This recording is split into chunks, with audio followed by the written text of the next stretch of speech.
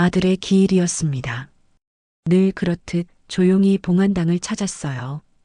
하얀 국화향이 가득한 그곳엔 세월의 냄새와 침묵만이 남아 있었죠. 그런데 그날은 달랐습니다. 사진 앞에 서 있는 낯선 여자가 있었어요. 그녀의 품엔 두 아이가 안겨 있었고 그 아이들의 얼굴엔 내 아들의 눈빛이 그대로 담겨 있었습니다. 그 순간 세상이 멈춘 것 같았어요.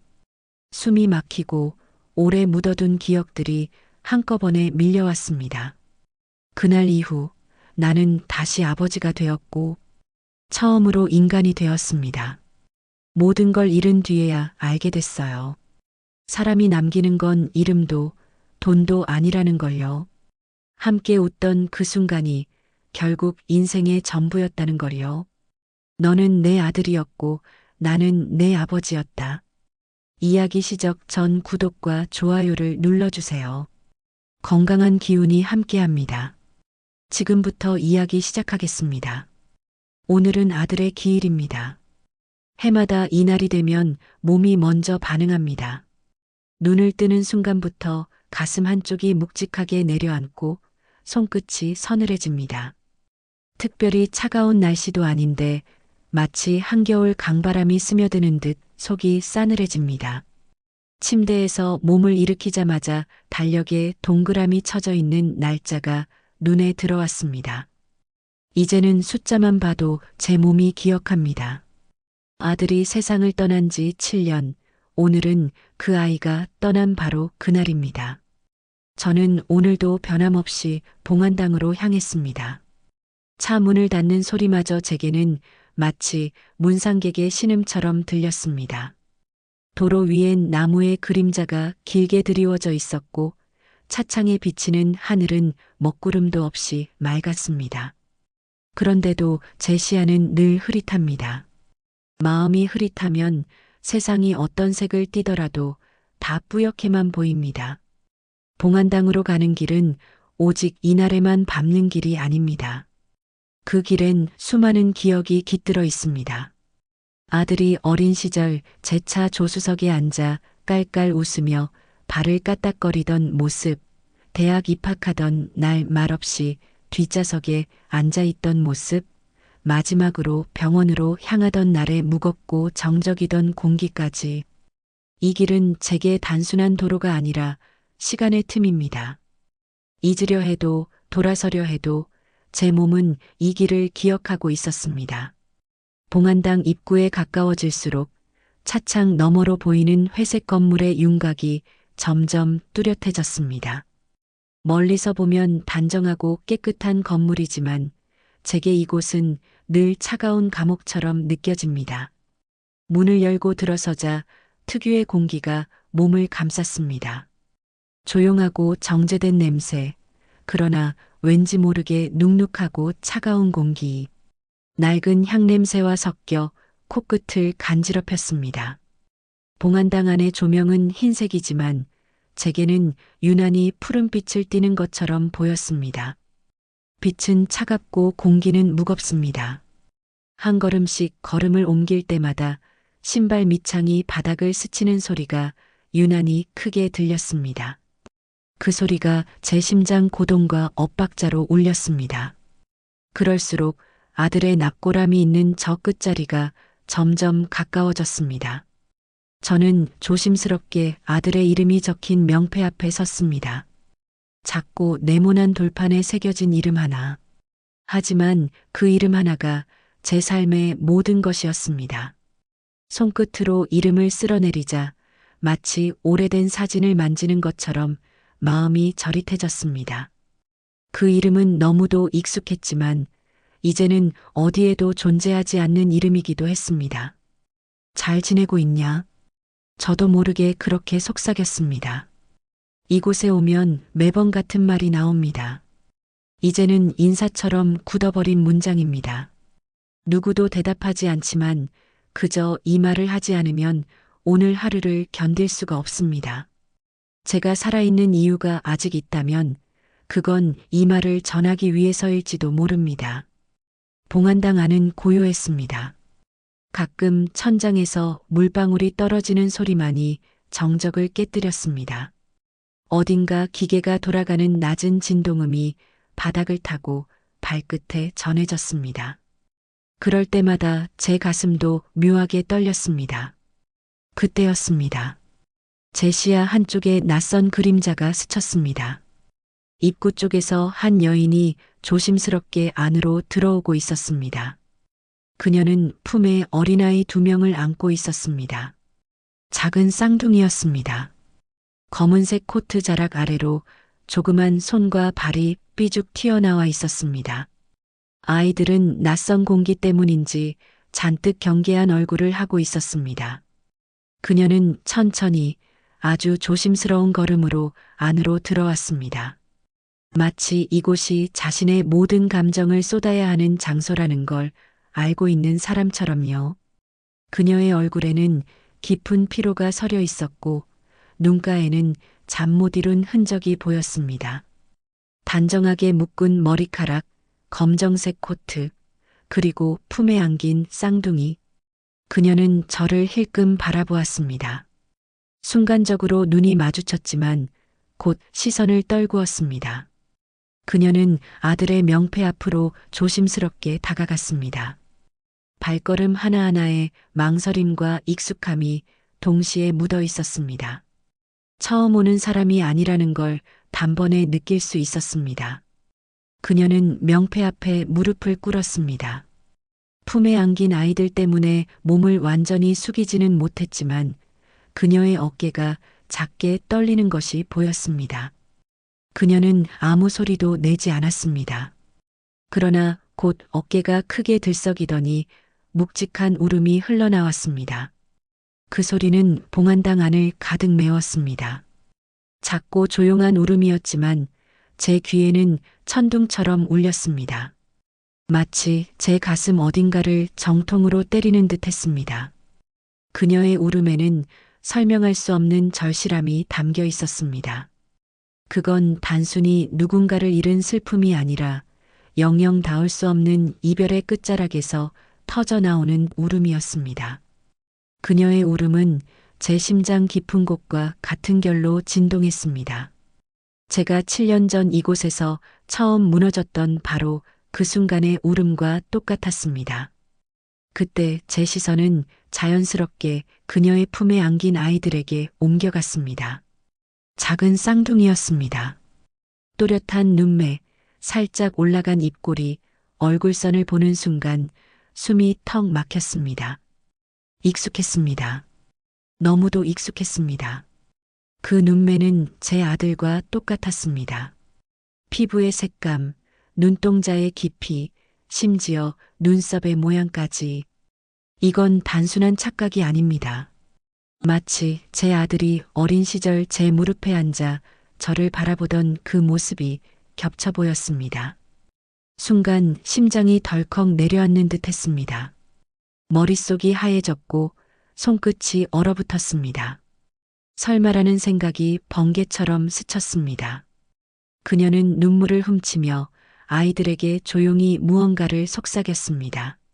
아이들은 그 말을 들으며 고개를 끄덕였고 그녀는 그들의 손을 모아 명패를 쓰다듬게 했습니다. 아주 익숙한 동작이었습니다. 마치 오래전부터 이 행동을 반복해온 사람처럼 자연스러웠습니다.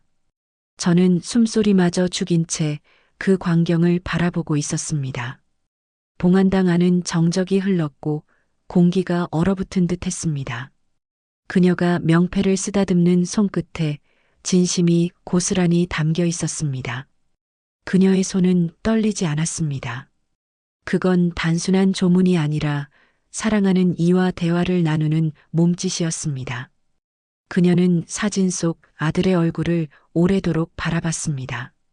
시간이 얼마나 흘렀는지 알 수 없었습니다. 그녀는 이마를 명패에 살짝 대더니 천천히 몸을 일으켰습니다. 그 순간 저와 그녀의 시선이 정면으로 마주쳤습니다.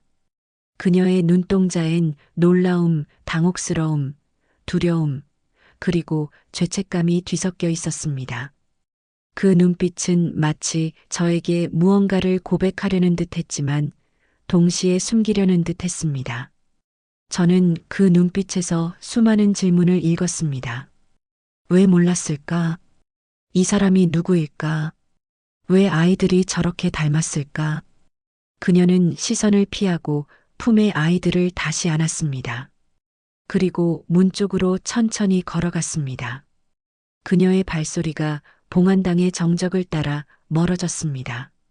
저는 그 자리에 그대로 서 있었습니다. 마치 발이 바닥에 묶여 있는 듯 움직일 수가 없었습니다. 그녀의 뒷모습을 바라보는 동안 제 머릿속에서 오래전의 기억들이 하나둘 깨어났습니다. 아들이 대학 시절 처음 연애를 시작했을 때의 설레던 표정, 회사에 들어와서도 굽히지 않았던 고집, 그리고 마지막 날 병실에서 제 손을 잡고 했던 말들. 아버지 제 삶을 제 방식으로 살고 싶었어요. 그 말이 귓가에 다시 울리는 듯 했습니다.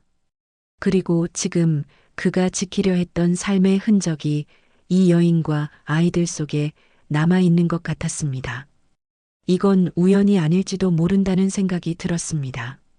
그리고 동시에 묵직한 두려움이 밀려왔습니다. 회장님, 그분 요즘 자주 오십니다.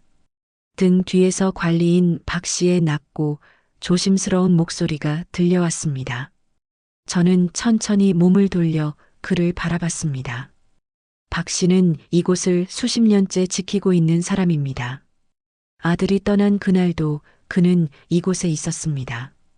언제부터요? 제 목소리는 의도치 않게 가라앉아 있었습니다.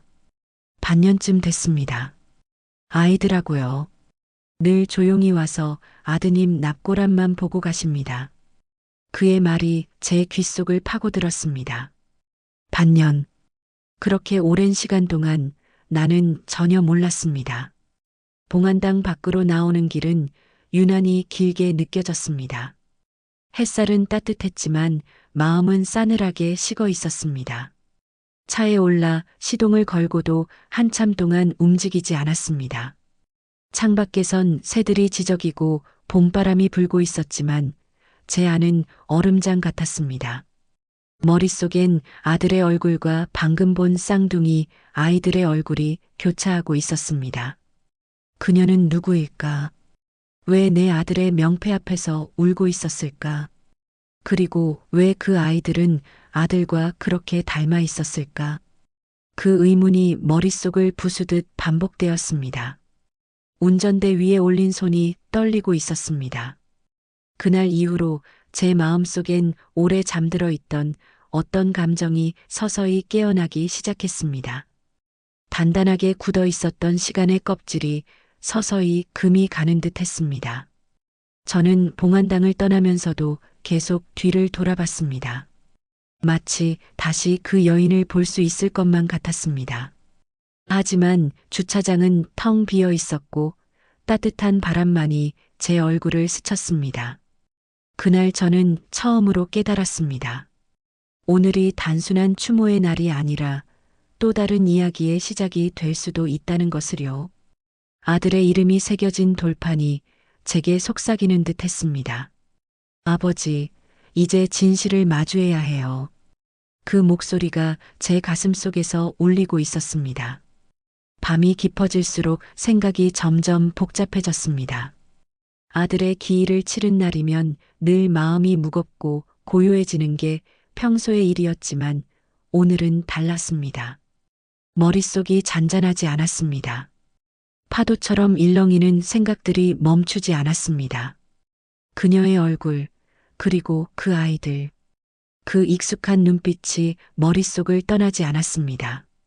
마치 제 눈앞에서 계속 아이들이 숨을 쉬고 있는 듯 그 표정 하나하나가 지워지지 않았습니다.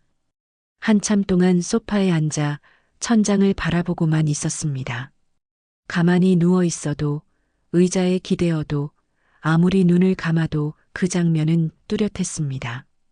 봉안당에서 그녀가 아들의 명패를 쓰다듬던 손끝의 움직임, 떨리는 어깨, 그 뒤로 작게 들리던 아이들의 숨소리까지 제 눈앞에 떠오르는 건 단순한 장면이 아니라 감각이었습니다. 봉안당의 공기 냄새, 그녀가 울던 순간의 떨림, 아이들의 표정까지 모두 생생하게 남아 있었습니다.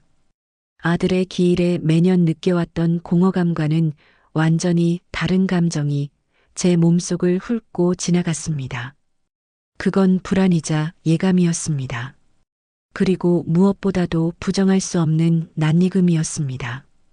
그녀의 얼굴은 낯설었지만 눈빛만큼은 제게 낯설지 않았습니다. 아들의 주변 어딘가에 분명히 존재했던 사람이라는 느낌이 들었습니다. 직감이었습니다. 이건 우연이 아니었습니다. 그녀는 제 아들과 아무 관계없는 사람이 아니라는 생각이 확신처럼 마음속 깊이 내려앉고 있었습니다. 그런데 왜 저는 지금까지 한 번도 그 존재를 몰랐을까요? 아들은 생전에 제 곁에서 모든 걸 보고 배웠습니다. 저는 그의 삶을 전부 알고 있다고 착각하고 있었습니다.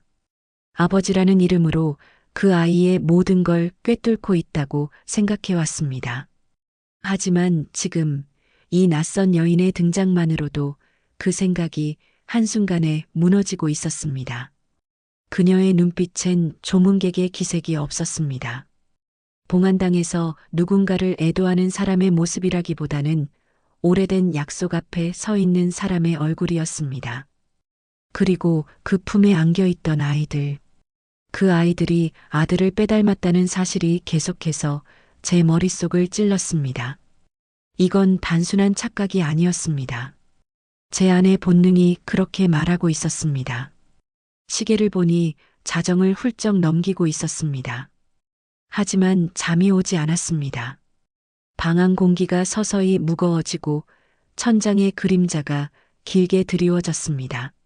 시간이 멈춘 듯 고요했지만 제 심장은 빠르게 뛰고 있었습니다.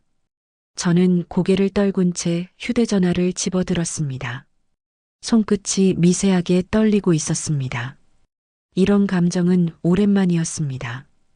회장이라는 자리에 오르면서 수많은 일을 겪어왔지만 이런 종류의 떨림은 다른 종류였습니다. 불안과 설렘, 두려움이 뒤섞인 감정이었습니다. 연락처 목록에서 비서 장수진의 이름을 찾는데 오랜 시간이 걸리지 않았습니다. 수진은 제 곁에서 20년 가까이 함께한 사람입니다. 회장실의 수많은 비밀과 사건을 함께 겪어왔습니다. 어쩌면 가족보다도 더 제 내면을 잘 알고 있는 사람일지도 모릅니다. 늦은 시간이라 망설였지만 이미 결심은 선 상태였습니다. 수진이라면 제가 왜 이 시간에 전화를 거는지 굳이 설명하지 않아도 이해할 거라는 믿음이 있었습니다. 통화 버튼을 누르고 수화음을 들으면서도 심장이 점점 더 빠르게 뛰었습니다.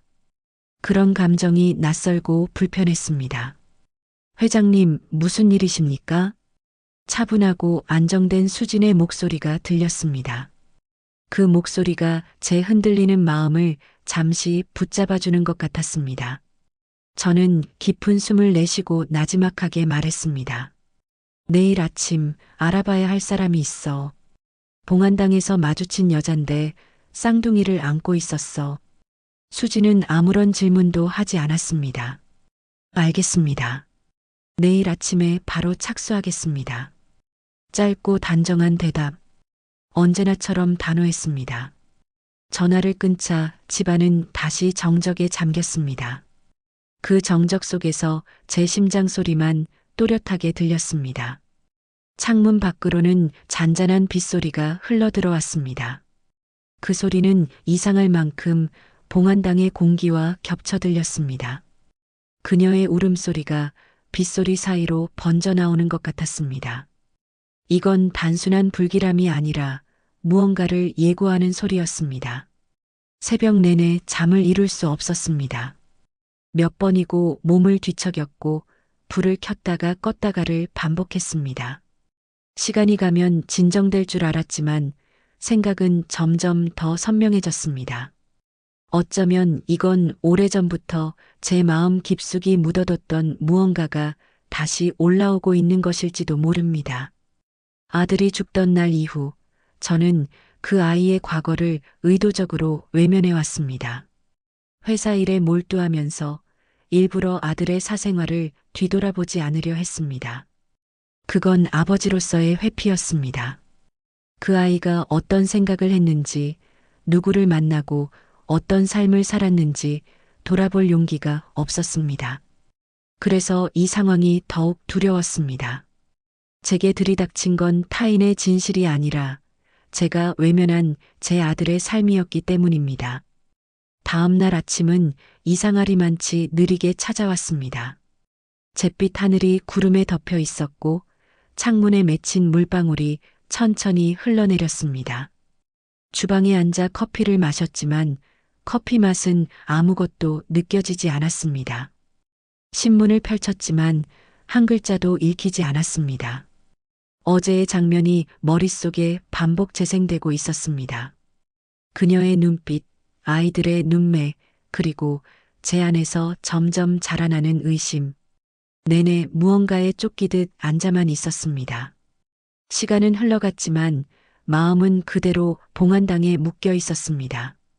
그곳에 남겨진 한 장면이 제 삶의 모든 균형을 흔들고 있었습니다.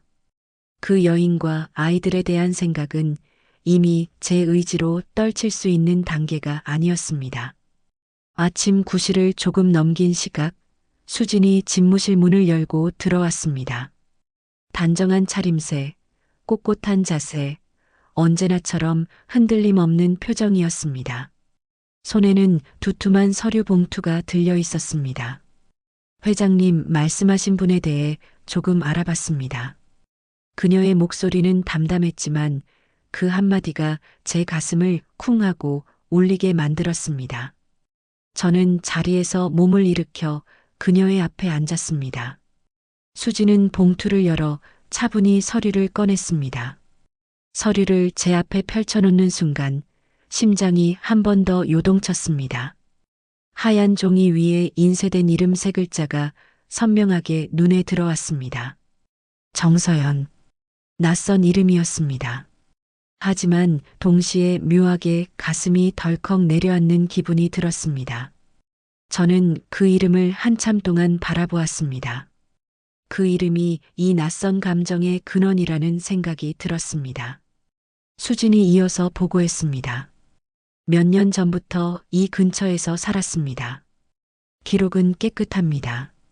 문제되는 건 없습니다. 직장도 평범한 사무직입니다. 특별한 정가도 없고 가족관계도 복잡하지 않습니다. 그녀의 목소리는 흔들림이 없었지만 제 안의 감정은 점점 거칠어지고 있었습니다.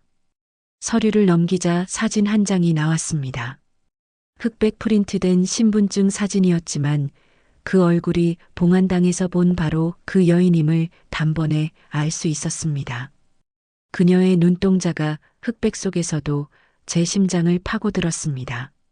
저는 서류를 넘기며 입술을 깨물었습니다.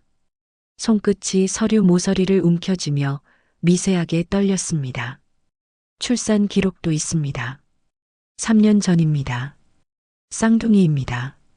이름은 김은호, 김은서입니다. 수진의 목소리는 계속 이어졌습니다. 그 순간 머릿속 어딘가에서 쿵 하는 소리가 울렸습니다. 김이라는 성씨가 눈에 들어온 순간 제 손이 멈췄습니다. 그건 제 아들의 성씨였습니다. 그 성씨가 서류 속에 또렷하게 박혀 있었습니다. 저는 숨을 멈추고 서류를 들여다봤습니다. 눈동자가 종이 위의 글자를 집요하게 파고들었습니다. 3년 전, 쌍둥이, 김, 아들이 죽은 건 7년 전입니다. 하지만 이 아이들이 태어난 건 3년 전입니다. 머릿속이 순간 복잡하게 뒤엉켰습니다. 이건 어떻게 가능한 일일까? 혹시 제가 놓치고 있던 뭔가가 있는 건 아닐까? 아들이 세상을 떠나기 전까지 그가 어떤 삶을 살았는지 저는 진심으로 들여다본 적이 없었습니다. 그가 누구를 만났는지, 누구를 사랑했는지, 무엇을 꿈꿨는지조차 알지 못했습니다. 저는 사업과 가문의 명예라는 명목 아래 그 아이의 인생을 철저히 관리하려 했을 뿐입니다. 어쩌면 그 모든 관리가 아들을 제 곁에서 멀어지게 했을지도 모릅니다. 그리고 지금 그 결과가 제 앞에 놓여 있는 것일 수도 있었습니다. 저는 자리에서 천천히 일어나 창가로 걸어갔습니다. 커튼을 젖히자 잿빛 하늘 사이로 희미한 햇살이 방 안으로 스며들었습니다. 어제 봉안당에서 보았던 아이들의 얼굴이 머릿속에서 떠나지 않았습니다. 그 눈매, 인매, 얼굴선 하나까지 너무 선명했습니다. 남의 아이에게서 그렇게 익숙함을 느낀 적은 한 번도 없었습니다. 그 아이들의 존재는 제 안에 묘한 균열을 만들어냈습니다. 저는 창문에 손을 얹고 한참 동안 아무 말도 하지 못했습니다. 수지는 제 뒤에서 조용히 서 있었습니다. 그녀는 제가 무슨 생각을 하고 있는지 굳이 묻지 않아도 알고 있었습니다. 이건 단순한 호기심이 아니라 지난 7년 동안 피하고 도망쳤던 진실과 마주하는 순간이라는 걸요. 회장님, 계속 알아봐 드릴까요? 수진의 목소리가 조용히 제 등을 스쳤습니다. 저는 고개를 천천히 끄덕였습니다. 더 알아봐. 가능한 한 전부. 제 목소리는 낮고 단단하게 울렸습니다. 이건 단순한 사건이 아니었습니다. 제 인생의 방향을 바꿔놓을 수도 있는 일이었습니다. 그리고 그건 제 아들의 삶과 직결된 일이었습니다. 어쩌면 제 삶에서 가장 무겁고 가장 큰 결정을 앞두고 있는지도 모릅니다. 수지는 더 묻지 않고 고개를 끄덕였습니다. 그녀의 발소리가 문 밖으로 멀어졌지만 방 안 공기는 한층 더 무거워졌습니다. 그날 오후 저는 차를 몰고 그녀의 주소 근처로 향했습니다. 수진이 정리해둔 서류에 적힌 주소는 도심 외곽의 오래된 주택가였습니다. 도로는 좁고 양옆에는 오래된 건물들이 가지런히 붙어 있었습니다. 비가 갠 뒤라 도로 곳곳에 고인 물이 햇빛을 반사하고 있었습니다. 골목 끝에 도착했을 때 저는 한동안 차에서 내리지 못했습니다. 차 안 공기가 점점 무겁게 가라앉았습니다. 심장이 천천히 그러나 크게 뛰고 있었습니다. 손을 문고리에 올렸다가 몇 번이나 내렸다 올렸다를 반복했습니다. 나 자신이 이 집 앞까지 온 이유를 머릿속으로 수십 번 되뇌었습니다. 확인만 하자. 아무 일도 아닐 수도 있다. 그런 말로 스스로를 다독였습니다. 차에서 내려 골목으로 들어서자 공기가 확연히 달라졌습니다. 좁고 조용한 골목, 오래된 담벼락에 붙은 이끼 냄새, 먼 곳에서 들려오는 아이들의 웃음소리. 그 모든 것들이 이상하게 제 가슴을 조여왔습니다.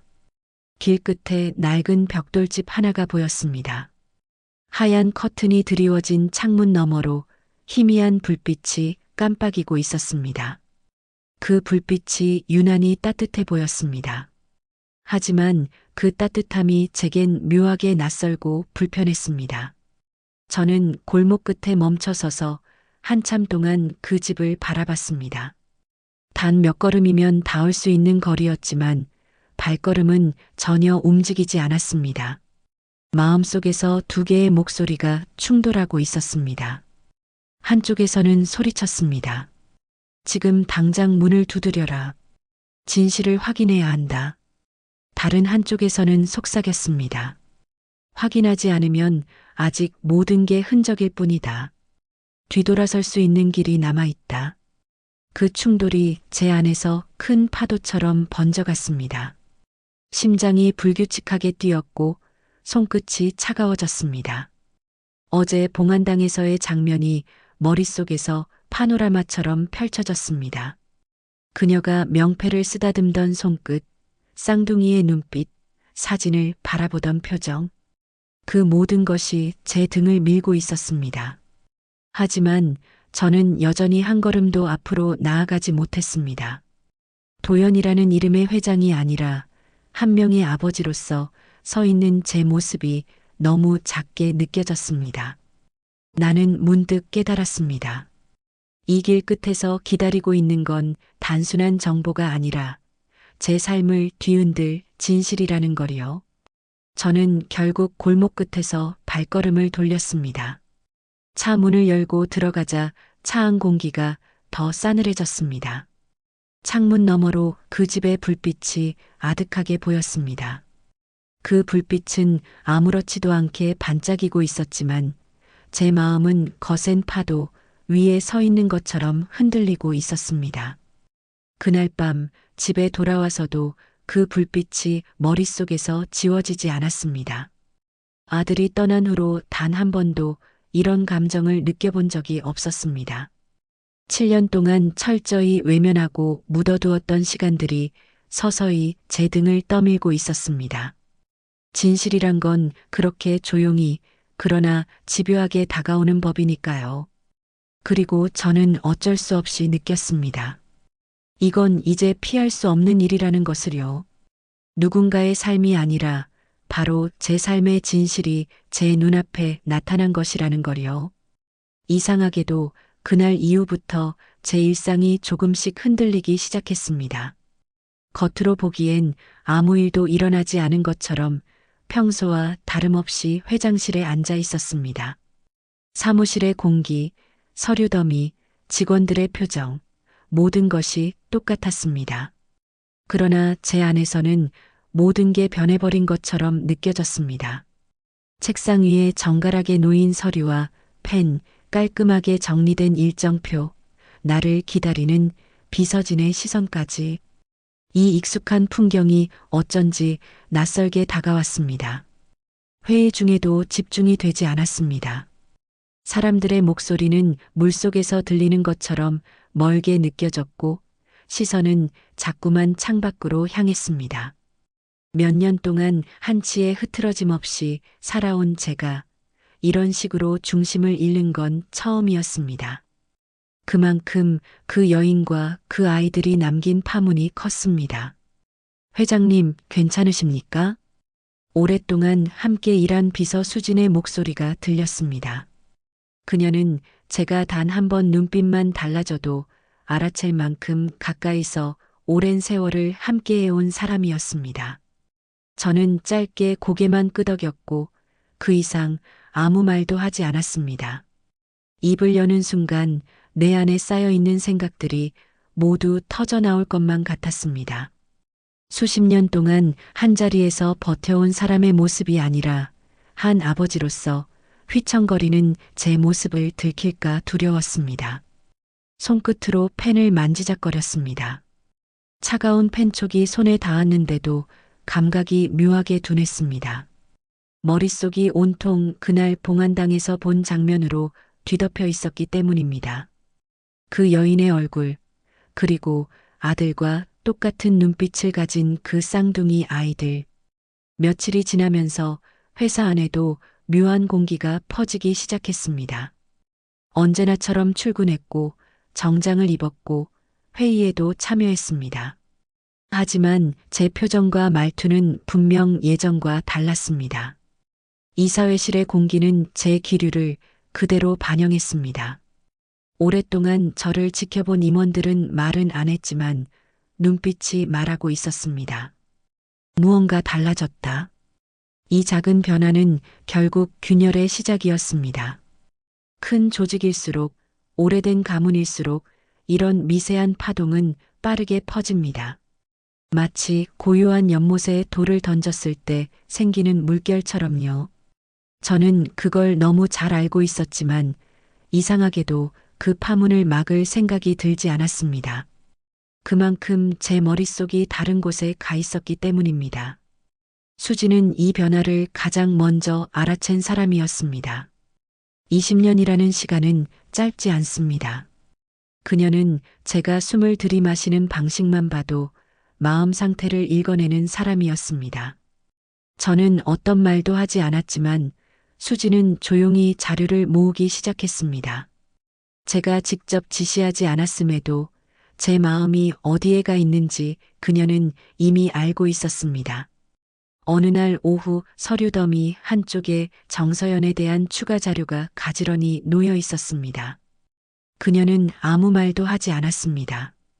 그저 제 책상 위에 서류를 내려놓고 묵묵히 자리를 비웠습니다.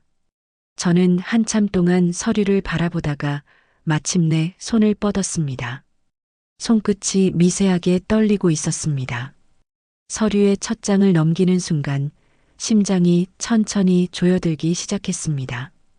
그 서류엔 그녀의 삶이 조용히 적혀 있었습니다. 작고 오래된 전셋집 주소, 유치원에서 아이들을 등하원시키는 사진, 정직하게 근무한 회사의 근속 기록, 이웃들의 진술. 모든 기록이 평범했습니다. 아무것도 특이할 것이 없었습니다. 하지만 그 평범함이 오히려 제 마음을 더욱 불편하게 만들었습니다. 이건 누군가의 꾸며진 인생이 아니라 누군가가 실제로 살아온 삶의 흔적이었기 때문입니다. 그녀는 저와 아무 상관없는 여인이 아니라 내 아들의 흔적을 품고 있는 사람이었습니다. 한 줄, 한 줄 읽어 내려갈수록 아들의 그림자가 서류 위에 드리워지는 것 같았습니다. 특히 아이들의 유치원 생활기록부에서 눈을 떼지 못했습니다. 아빠를 닮았다는 말을 자주 듣는다. 짧은 한 줄이었지만 그 문장은 제 가슴을 깊게 찔렀습니다. 펜을 들고 있던 손이 서류 위에 멈춰 섰습니다. 이건 우연이 아니었습니다. 그 눈빛, 그 얼굴선, 그 이름 김. 어제 봉안당에서 보았던 그 아이들의 모습이 기록 위에서 다시 살아 움직이는 듯 했습니다. 저는 서류를 덮고 의자에 몸을 깊숙이 기대며 길게 숨을 내쉬었습니다.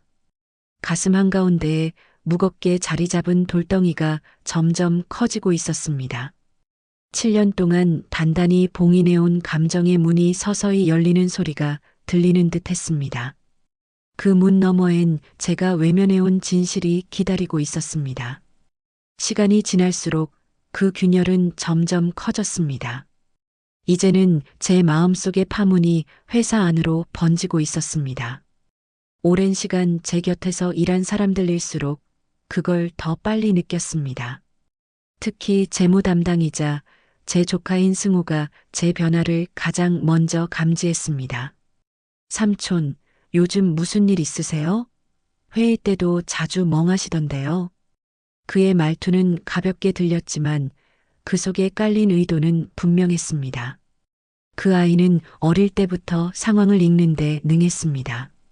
회사의 재무 흐름뿐 아니라 사람의 표정, 분위기, 침묵 속의 의미까지 읽어내는 눈이 있었습니다. 저는 고개를 저으며 짧게 대답했습니다. 그냥 피곤해서 그래. 하지만 제 목소리에서 단 한 톨의 설득력도 느껴지지 않았습니다. 승호는 제 얼굴을 한참 바라보다가 가볍게 미소를 지었습니다. 그 미소가 신경을 거슬리게 했습니다. 승호는 단순한 조카가 아니라 언젠가 제 자리를 노릴 가능성이 있는 인물이었습니다. 그가 제 변화를 이용할 수도 있다는 사실을 저는 잘 알고 있었습니다. 쉬셔야겠네요. 삼촌이 멍한 건 좀 드문 일이잖아요. 그가 떠난 뒤에도 그의 미소는 머릿속을 계속 맴돌았습니다. 내가 흔들리기 시작했다는 걸 그 녀석이 눈치챘다는 뜻이니까요. 그 미묘한 균열이 가문의 균열로 번지는 건 시간 문제일 수도 있었습니다. 저는 책상에 놓인 펜을 쥐었다 놨다를 반복했습니다. 손끝의 긴장이 조금도 풀리지 않았습니다. 저녁이 가까워질수록 가슴속 소용돌이는 점점 커졌습니다. 저는 회의실을 빠져나와 차 안에 혼자 앉아 있었습니다. 가을비가 가늘게 내리고 있었고 앞유리 위로 물방울이 천천히 흘러내렸습니다. 그 물방울이 천천히 모여 하나로 합쳐지다가 떨어지는 모습을 가만히 바라봤습니다. 마치 제가 지금 서 있는 현실이 그런 것 같았습니다.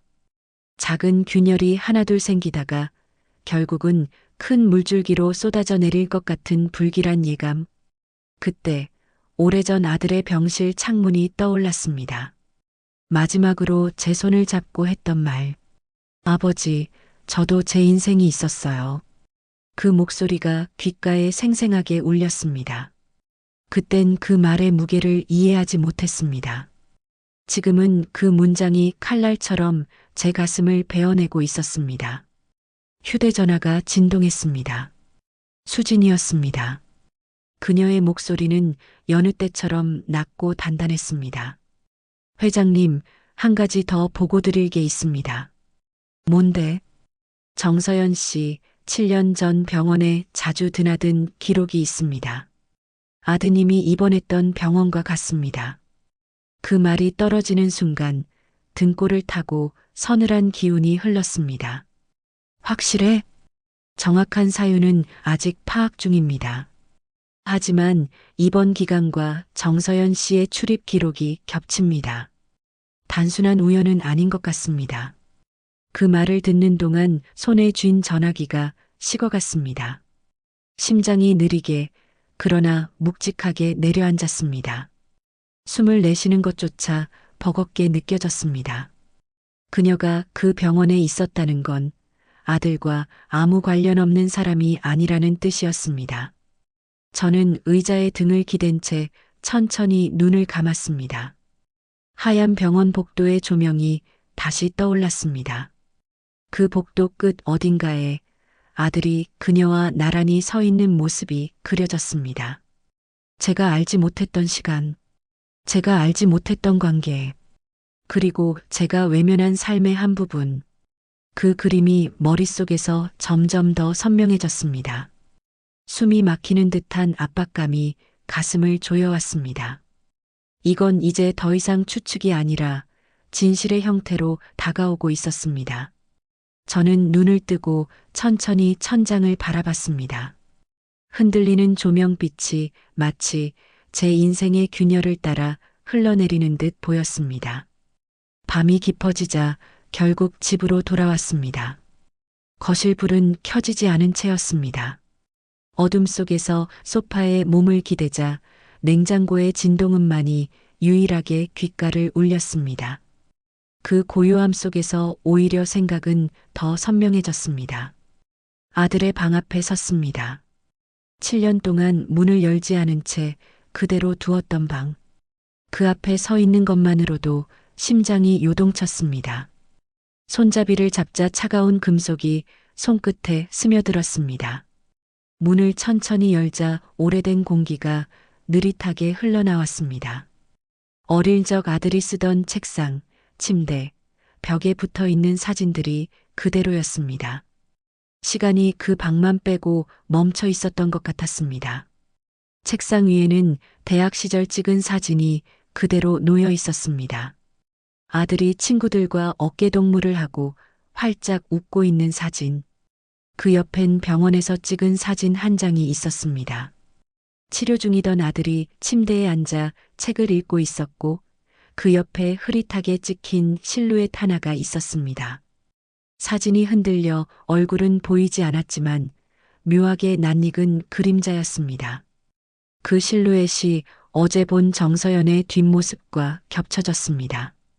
저는 사진을 집어들고 한참을 바라봤습니다. 손끝이 떨렸습니다. 이 흔들린 사진 한 장이 7년 동안 단단히 묶여있던 진실의 문을 천천히 밀어 올리고 있었습니다. 저는 그 문이 열리는 걸 막을 수도 닫을 수도 없었습니다. 그 순간 마음 한구석에서 무언가 딱하고 부서지는 소리가 들리는 듯 했습니다. 이건 단순한 의심이 아니었습니다. 확신으로 가는 길목이었습니다. 정서연은 아들의 삶에 분명히 존재했던 사람입니다. 그리고 그 아이들, 그 쌍둥이는 우연히 닮은 것이 아닙니다. 아버지로서의 감각이, 본능이 그렇게 말하고 있었습니다. 그날 밤 제 마음 깊은 곳에서 균열이 확실히 벌어졌습니다.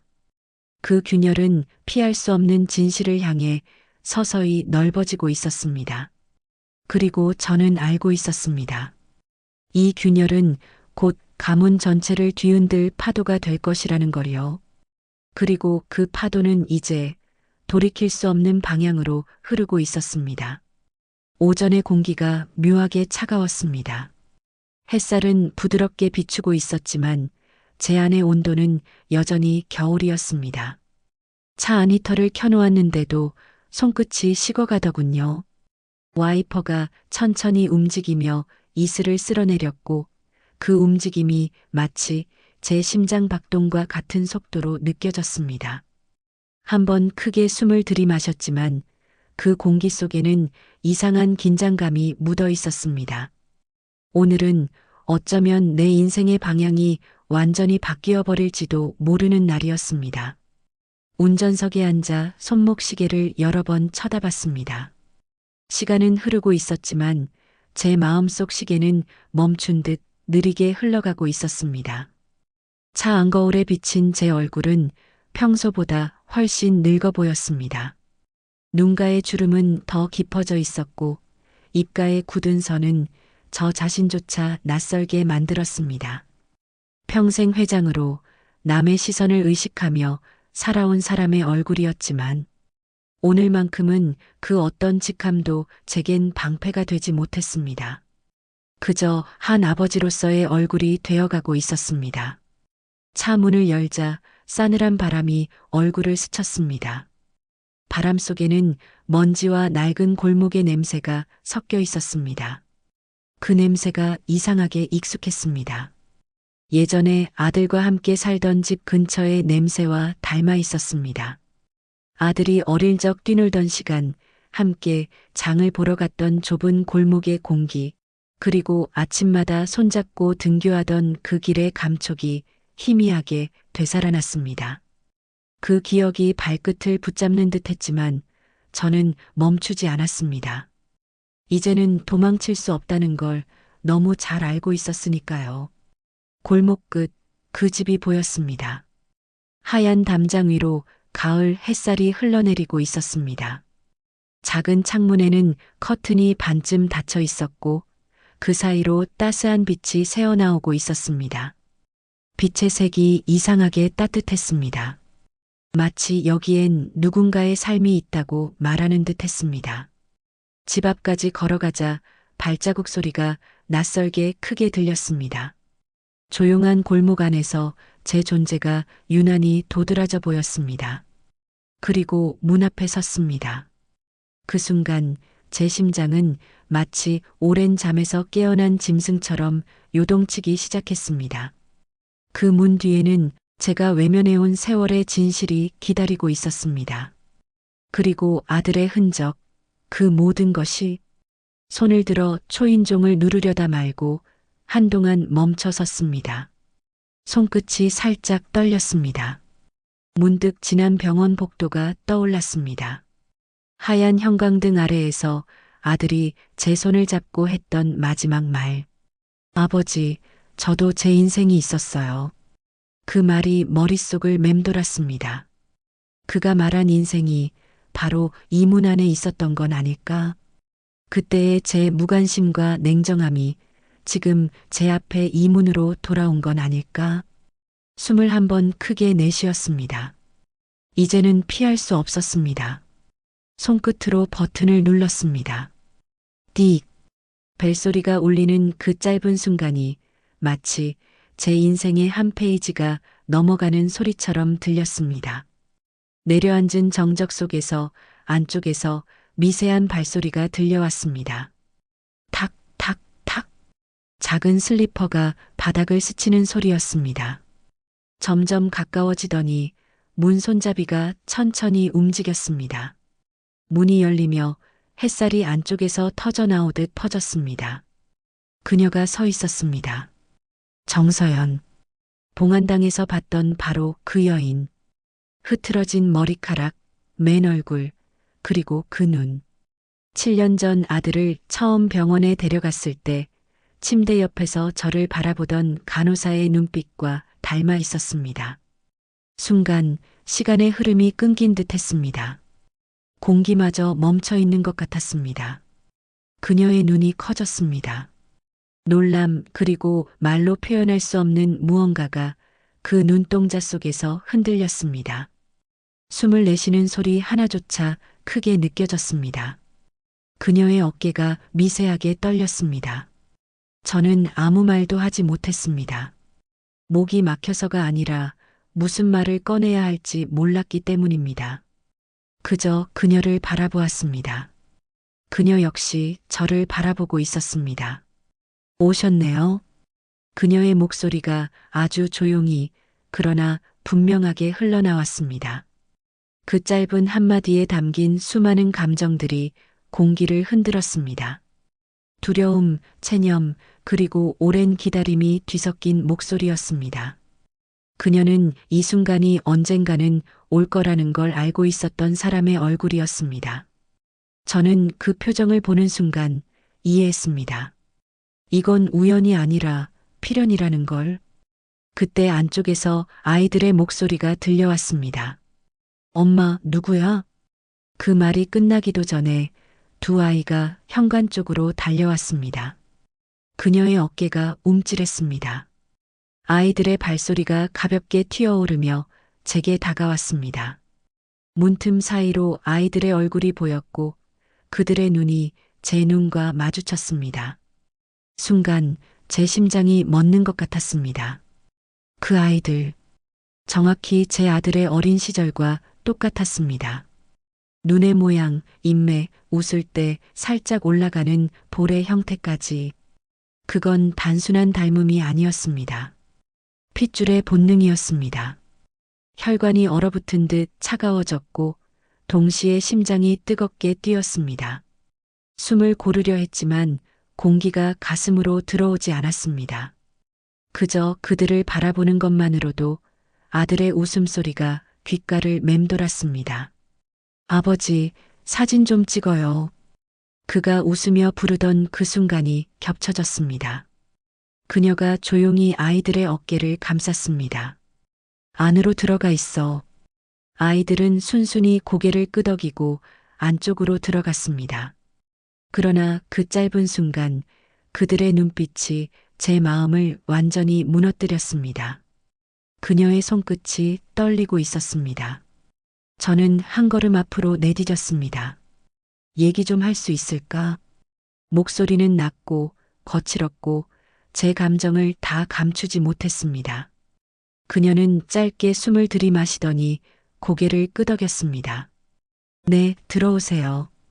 현관을 넘어서는 순간 공기가 달라졌습니다.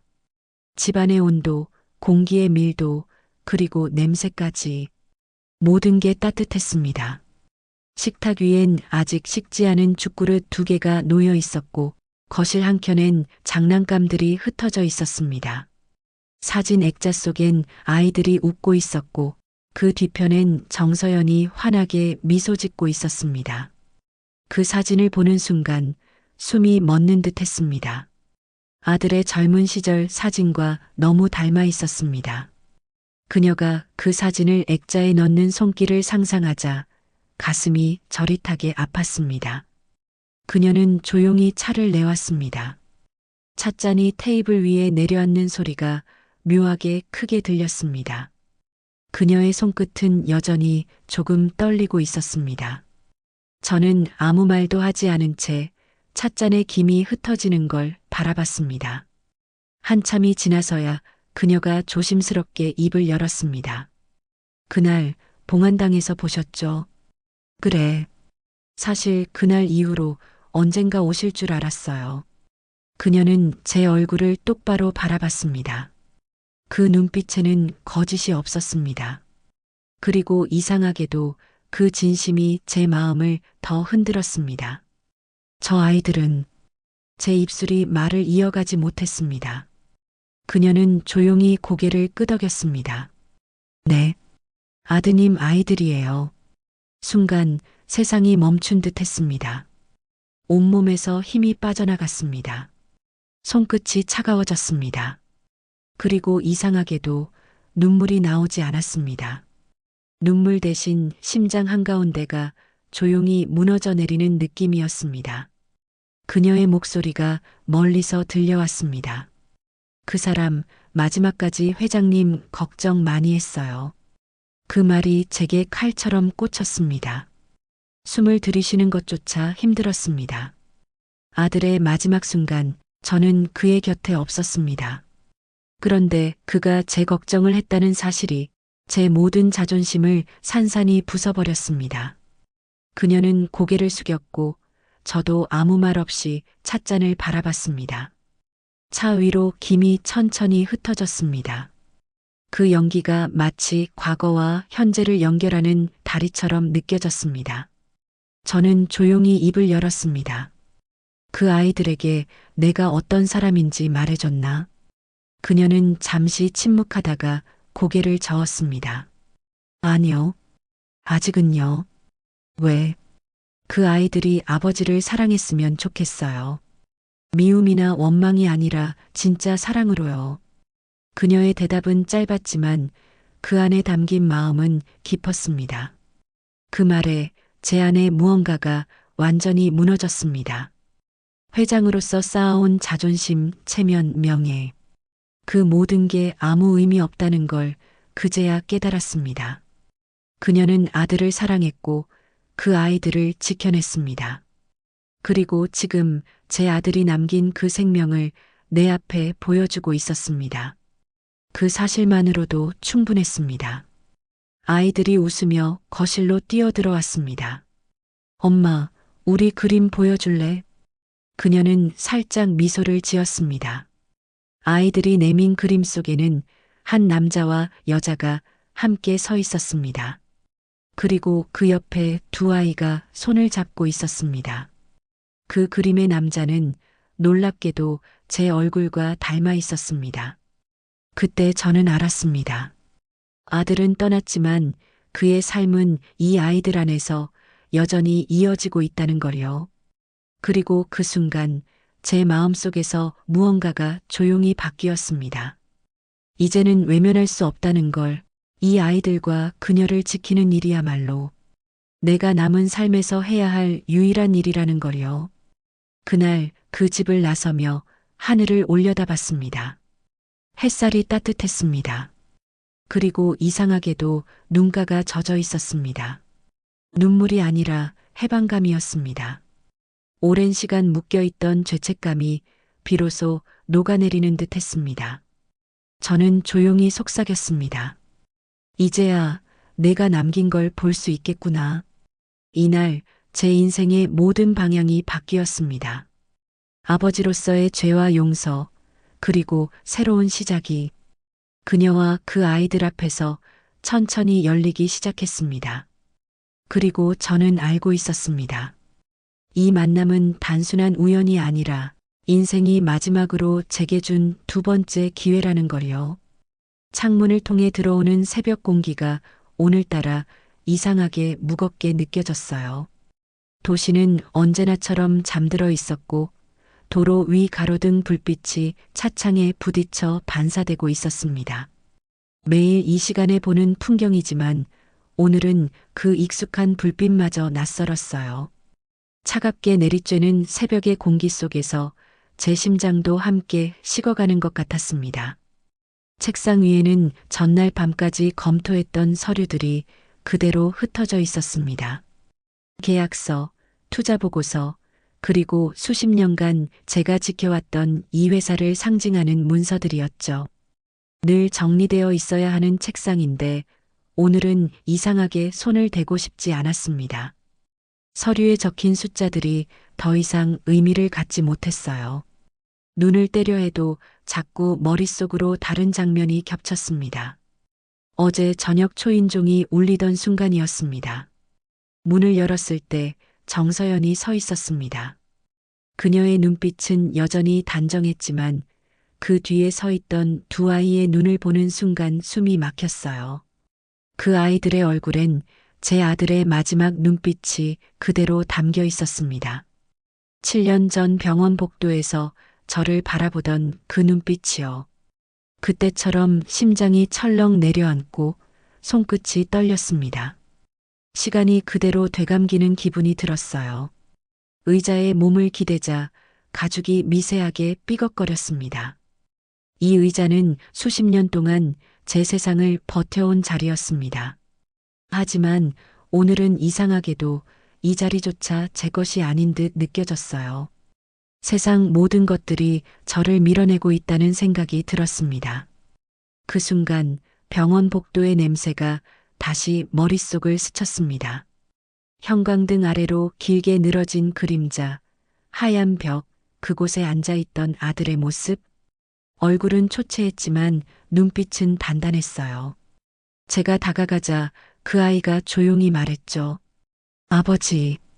그가 그렇게 부른 건 처음이었습니다. 그 전까지 그는 저를 늘 회장님이라 불렀습니다. 제가 원했던 호칭이었으니까요. 가정에서도 회장이었던 제가 얼마나 어리석었는지 그제야 알았습니다. 아버지, 저도 제 인생이 있었어요. 그의 마지막 말이었습니다. 그 목소리가 제 가슴 안쪽에 쐐기처럼 박혔습니다. 그때 저는 아무 대답도 하지 못했습니다. 입을 열면 울음이 터질 것 같았거든요. 그는 마지막으로 저를 보고 고개를 숙였습니다. 그리고 그게 끝이었습니다. 손끝이 책상 모서리를 눌렀습니다. 유리의 차가운 감촉이 손바닥을 타고 올라왔어요. 현실을 붙잡으려는 듯 했지만 이미 마음은 병원 복도에 가 있었습니다. 숨이 답답하게 막혔고 눈앞이 흐려졌습니다. 그때 문이 탁 소리를 내며 열렸습니다. 낯익은 목소리가 들렸어요. 회장님, 20년 넘게 제 곁을 지켜온 수진이었습니다. 그녀는 제 표정을 한번 보는 것만으로도 상황을 읽을 수 있는 사람이었죠. 오늘은 커피 안 드시네요. 됐어. 제 목소리는 낮게 깔려 있었습니다. 수진은 잠시 저를 바라보다가 의자에 조용히 앉았습니다. 무슨 일 있으신 거죠? 아니, 묻지 않아도 알 것 같네요. 저는 눈을 감았다가 떴습니다. 어제 정서연을 만났어. 그녀의 눈빛이 순간 흔들렸습니다. 짧은 정적이 방 안을 메웠어요. 그 아이들도 보셨습니까? 봤어. 어떠셨습니까? 아들의 얼굴이 보이더라. 수지는 아무 말도 하지 않았습니다. 공기가 서서히 가라앉는 게 느껴졌습니다. 숨기실 겁니까? 그녀의 목소리는 낮았지만 단단했습니다. 아니, 숨길 수 있는 일도 숨겨서도 안 되는 일이야. 회장님, 이건 가문의 문제이고 회사를 뒤흔들 수도 있습니다. 알고 있어. 그녀는 고개를 숙였습니다. 승호 전무도 곧 알겠네요. 그 이름이 나오는 순간 공기가 한 번 더 흔들렸습니다. 문을 두드리는 소리가 들렸습니다. 삼촌, 들어가도 되겠습니까? 익숙한 목소리였습니다. 들어와. 문이 열리자 공기의 결이 바뀌었습니다. 승호는 언제나 그랬습니다. 방에 들어오기만 해도 분위기가 달라지는 사람이었죠. 정장 차림, 빗어넘긴 머리, 정중하지만 계산된 미소. 아침부터 회장실이라니. 뭔가 긴장되네요. 그는 천천히 걸어와 제 책상 앞에 섰습니다. 요즘 삼촌 표정이 예전 같지 않아서요. 혹시 무슨 일 있으신가 싶었습니다. 저는 고개를 들지 않았습니다. 이제 숨길 수 없다는 걸 알고 있었으니까요. 승우가 방 안으로 들어서자 공기가 바뀌었습니다. 그 아이는 언제나 그렇듯 정중한 미소를 띠고 있었지만 그 미소의 끝에는 늘 날이 서 있었어요. 조심스러운 듯한 걸음, 여유 있는 표정, 하지만 눈빛만큼은 냉정했습니다. 그는 방 안을 한 바퀴 훑은 뒤 제 책상 앞에 멈춰 섰습니다. 요즘 삼촌 표정이 예전 같지 않네요. 무슨 일 있으신 겁니까? 그의 말투는 예의 바른 척하지만 안을 들여다보면 호기심이 아니라 탐색이었습니다. 저는 시선을 내리지 않았습니다. 괜히 신경 쓸 일 아니다. 그런 말씀은 더 궁금하게 만듭니다. 승우가 웃으며 의자에 앉았습니다. 그가 팔걸이에 팔을 걸고 몸을 살짝 기울였습니다. 그 행동 하나하나가 상대를 시험하는 사람의 태도였습니다. 손이 좀 떨리시네요. 그의 말에 손끝이 잠시 굳었습니다. 수진이 제 옆에서 미세하게 움직이는 게 느껴졌습니다. 승호는 고개를 살짝 기울이며 미소를 유지했습니다. 제가 어릴 때부터 삼촌이 이렇게 불안해 보인 건 처음 같습니다. 그 말의 의도는 명확했습니다. 걱정이 아니라 경계였죠. 저를 흔들어 확인하고 싶은 겁니다. 저는 그의 눈을 똑바로 바라봤습니다. 내가 그렇게 말할 자격이 있나? 가문의 일이라면 저도 모른 척할 수는 없죠. 그의 목소리는 나긋했지만 속은 단단했습니다. 그가 이 대화의 주도권을 쥐려는 게 보였습니다. 삼촌, 요즘 회사 분위기도 그렇고 여러모로 균형이 무너지는 시기입니다. 그는 손가락으로 책상 위 서류 모서리를 살짝 밀었습니다. 작은 일 하나에도 흔들릴 수 있죠. 그 작은 일이 뭔데? 글쎄요. 그가 고개를 살짝 숙이며 웃었습니다. 삼촌께서 제일 잘 아시지 않습니까? 그 순간 방 안의 온도가 한층 낮아졌습니다. 수진이 긴장된 눈빛으로 저와 승우를 번갈아 보았습니다. 그녀의 손끝이 무릎 위에서 얇게 떨리고 있었어요. 승우는 그 떨림마저 즐기는 듯 했습니다. 이 집안은요, 삼촌. 그가 부드럽게 말을 이었습니다. 균열이 한 번 생기면 생각보다 빨리 무너집니다. 저는 그걸 2번이나 봤습니다. 그래서 이번엔 삼촌 차례가 아니길 바랍니다. 그가 그렇게 말하며 자리에서 천천히 일어섰습니다. 그 말은 협박도 충고도 아닌 묘한 경계선에 서 있었습니다. 이런 얘기를 드리는 건 삼촌을 생각해서입니다. 그만 나가라. 제 목소리가 낮게 깔렸습니다. 승호는 미소를 유지한 채 문을 향해 걸어갔습니다. 문을 열기 전 그는 뒤돌아 제 눈을 똑바로 보았습니다. 결국 삼촌의 선택이 이 집안의 운명을 바꾸겠죠. 문이 닫히자 방 안의 공기가 한꺼번에 가라앉았습니다. 수진이 조용히 숨을 내쉬었습니다. 눈치챘네요. 그래. 이제 시간이 없습니다. 그녀의 목소리는 단호했지만 떨리고 있었습니다. 곧 가족회의가 열릴 겁니다. 그 말이 떨어지는 순간 오래된 기억이 되살아났습니다. 아들의 장례식이 끝난 지 사흘째 되던 날이었습니다. 그날도 새벽이었죠. 집안 어른들과 이사진들이 모두 모였고 회의실 안에는 차가운 공기만 흘렀습니다. 누군가는 고개를 숙였고 누군가는 팔짱을 낀 채 저를 바라보았습니다. 회장님, 슬픔은 충분히 이해합니다. 하지만 가문이 흔들리면 안 되죠. 그 말이 제 귀에 박혔습니다. 누구도 아들의 이름을 입에 올리지 않았습니다. 그때의 침묵이 제 삶을 바꿔놓았죠. 그날 이후 저는 감정을 버렸습니다. 그 대신 절차와 명분으로 스스로를 세웠습니다. 그게 아들을 위한 일이라 믿었습니다. 하지만 지금 생각해보면 그건 단지 제 두려움을 숨기기 위한 핑계였어요. 수진이 조용히 말을 이었습니다.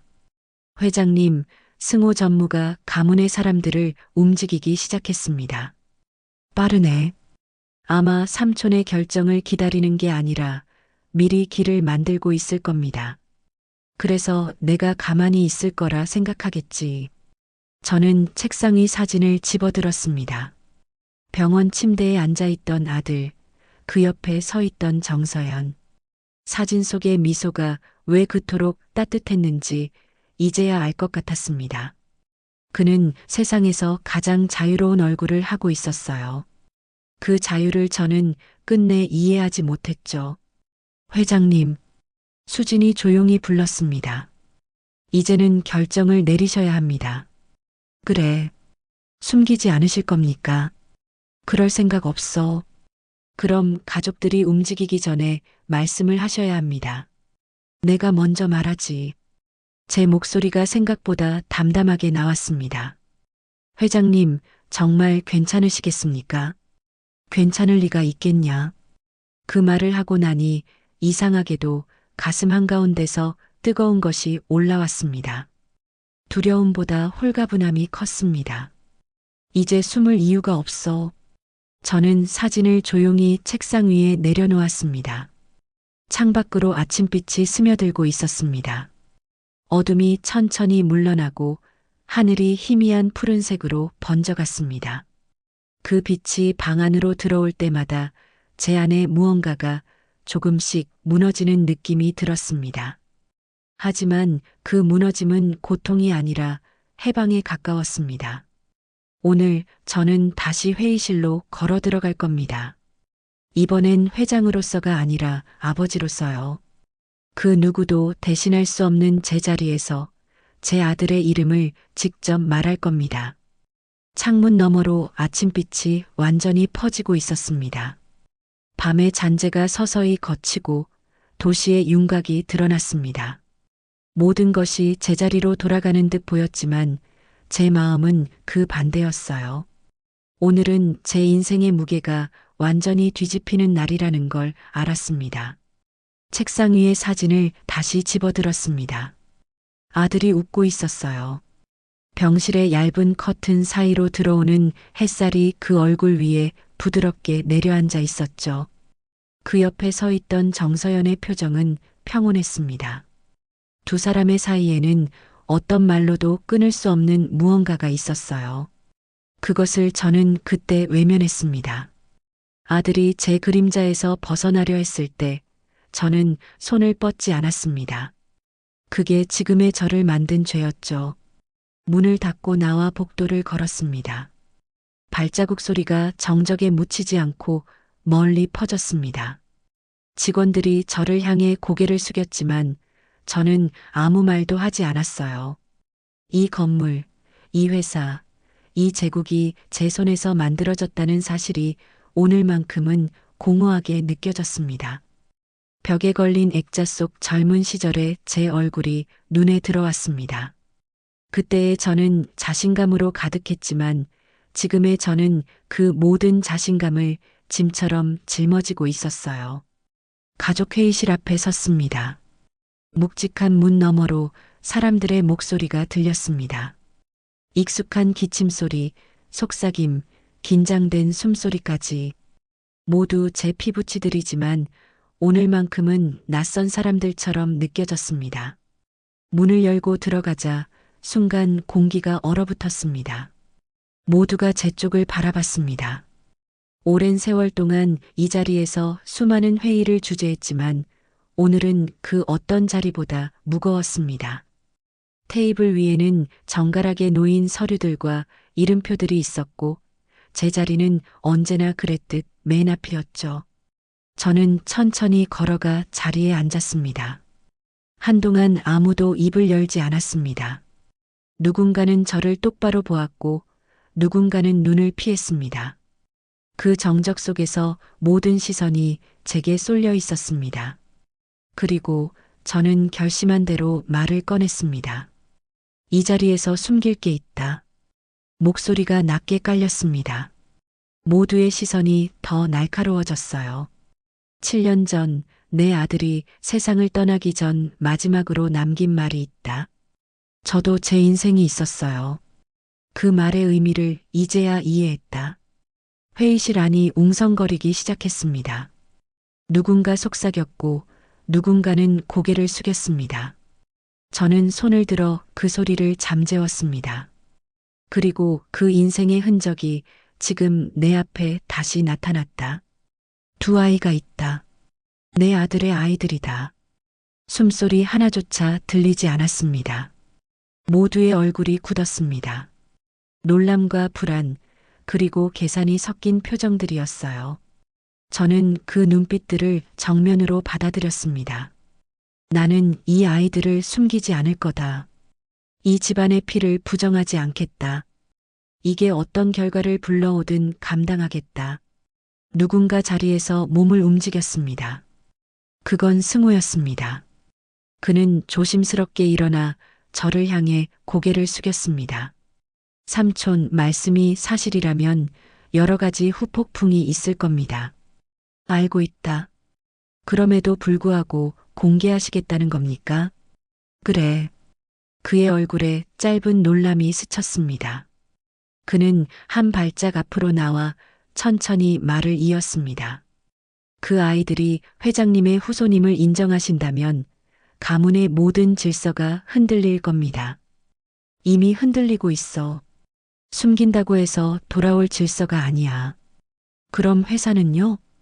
회사는 나 하나로 세워진 게 아니다. 하지만 내가 세운 이 이름, 이 집안은 내 손으로 바로잡아야 한다. 회의실 안의 공기가 다시 요동쳤습니다. 어떤 이는 숨을 내쉬었고 어떤 이는 손을 꼬았습니다. 누군가는 제 말을 믿지 못하겠다는 듯 웃기까지 했습니다. 하지만 그 모든 반응 속에서도 저는 한치도 흔들리지 않았습니다. 그 아이들이 내 손자들이다. 그 아이들의 존재가 이 집안의 수치가 아니라 내 아들의 마지막 자취라는 걸 잊지 말아라.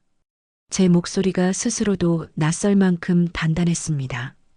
그 순간 제 안에 무언가가 풀리는 기분이 들었어요. 7년 동안 단단히 묶어뒀던 돌덩이가 천천히 녹아내리는 듯 했습니다. 승우가 다시 고개를 숙였습니다. 알겠습니다, 삼촌. 그의 목소리가 낮아졌습니다. 결정을 존중하겠습니다. 그 말이 진심인지 아닌지는 알 수 없었지만 적어도 이 자리에서 처음으로 제 말이 통했습니다. 저는 자리에서 일어났습니다. 오늘 말한 건 누구도 대신할 수 없는 나의 몫이다. 그리고 앞으로 일어날 모든 일의 책임도 내가 진다. 회의실을 나와 복도로 걸었습니다. 창밖에 햇살이 유리창을 통해 쏟아지고 있었어요. 어제까지 짙게 깔려있던 그림자가 조금씩 걷히는 게 느껴졌습니다. 수진이 복도 끝에서 기다리고 있었습니다. 그녀는 아무 말도 하지 않았습니다. 다만 고개를 숙이며 조용히 물었습니다. 끝내셨습니까? 그래. 이제 어떻게 하실 겁니까? 이제는 숨기지 않을 거야. 회사에서 난리가 날 겁니다. 괜찮아. 나는 이제 회장이 아니라 아버지로 서 있을 거니까. 그녀가 제 얼굴을 바라보다가 미소를 지었습니다. 그 미소 속에는 긴 세월의 충성, 걱정, 그리고 묘한 안도가 섞여 있었습니다. 저는 천천히 걸음을 옮겼습니다. 햇살이 제 어깨 위로 내려앉았고 그 따뜻함이 가슴 깊이 스며들었어요. 오랜 시간 묻어뒀던 고백이 세상 밖으로 나온 순간 제 안의 공기가 바뀌었습니다. 두려움 대신 해방이 남았죠. 아들아. 속으로 조용히 불러봤습니다. 이제 내가 남긴 삶을 내가 대신 지켜줄게. 그 말과 함께 제 발걸음이 조금 더 가벼워졌습니다. 회의실을 나선 지 꼭 일주일이 지났습니다. 회사 안은 여전히 분주했고 복도마다 사람들의 발소리가 끊이지 않았어요. 하지만 그들의 시선이 예전과는 달랐습니다. 예전에는 제가 지나가면 숨을 죽이던 사람들이었는데 이제는 조심스럽게 눈을 마주쳤습니다. 그 눈빛 속엔 두려움 대신 낯선 존중과 호기심이 섞여 있었습니다. 오랫동안 꽉 묶어둔 공기가 조금씩 풀리고 있다는 걸 느꼈어요. 아침 햇살이 유리창을 타고 회장실 바닥까지 내려앉았습니다. 책상 위엔 정리되지 않은 서류가 여전히 남아 있었지만 이상하게 마음이 조급하지 않았습니다. 서류를 쌓아 올리던 손이 잠시 멈췄고 그 위로 바람 한 줄기가 흘렀습니다. 창문을 살짝 열자 바깥의 공기가 부드럽게 들어왔습니다. 매캐했던 도시 냄새 속에서도 봄의 향이 섞여 있었어요. 처음 맡는 냄새처럼 새로웠습니다. 커피잔을 들었지만 손끝이 가만히 멈췄습니다. 커피의 온기가 식어가는 걸 보며 문득 생각했습니다. 이제 제게 남은 건 결정이 아니라 시간이구나.